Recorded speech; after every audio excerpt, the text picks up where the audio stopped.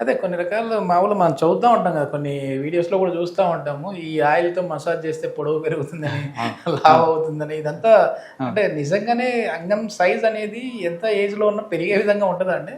లేదు లేదు, అది బేసిక్గా మనకు ఒక ప్యూబర్టీ పీరియడ్ నుంచి ఒక 25 అంతవరకు కాకపోయినా కనీసం 18 ఇయర్స్ వరకు ఇంప్రూవ్మెంట్ ఉంటుంది.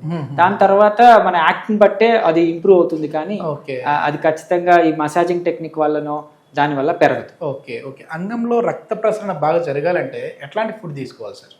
అంటే ఇట్లాంటి కణతలు రాకుండా ఉండాలన్నా? మీరు అనేది ఆ పెరోనిస్కి మామూలుగా ఎనీ సెక్షువల్ హెల్త్కి మనం ఫుడ్స్ మనం ఆఫ్రోడిసియాక్స్ అంటాం. అంటే మనం తీసుకున్న ఆహార పదార్థంలో సెక్స్ డిజైర్ని పెంచే పదార్థాలు ఇవి. ఆల్మోస్ట్ మనం డైలీ యాక్టివిటీస్లో, డైలీ సప్లిమెంట్స్లో అన్నిట్లో ఉంటాయి. స్పెసిఫిక్గా హైడ్రేషన్ని పెంచేటివి అంటే ఇప్పుడు పుచ్చకాయ జ్యూస్ కావచ్చు, వాటర్ మెలన్ జ్యూస్ కావచ్చు, బీట్రూట్ జ్యూస్ కావచ్చు, ఈవెన్ సెరోటోనిన్ ఎక్కువ ఉండే హ్యాపీ హార్మోన్స్ ని ఇంప్రవైజ్ చేసే అరటిపండు కావచ్చు, పైనాపిల్, ఎల్లో కలర్డ్ ఫ్రూట్స్ అన్ని హ్యాపీ హార్మోన్స్ ని ప్రొడ్యూస్ చేస్తాయట. సో ఇలాంటివి కానీ, అండ్ మనం ట్రెడిషనల్ గా కూడా మునగాకు, మునక్కాయ ఇవన్నీ అంటాం.